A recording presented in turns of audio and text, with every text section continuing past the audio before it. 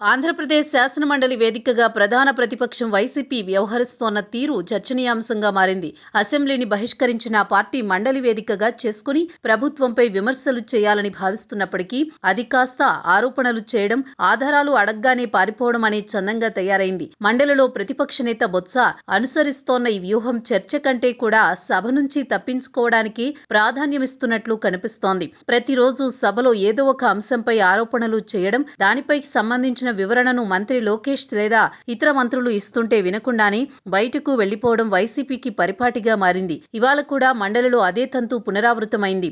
ఒక అంశంపై బొత్స సత్యనారాయణ ప్రభుత్వంపై విమర్శలు చేయగా వెంటనే స్పందించిన మంత్రి లోకేష్ ఆధారాలు చూపాలని, దమ్ముంటే సభలో నిలబడి చర్చకు రావాలని సవాల్ విసిరారు. అయితే ఈ సవాల్ను స్వీకరించి చర్చను ముందుకు తీసుకువెళ్లే బదులు వైసీపీ సభ్యులు వాకౌట్ బాట పట్టారు.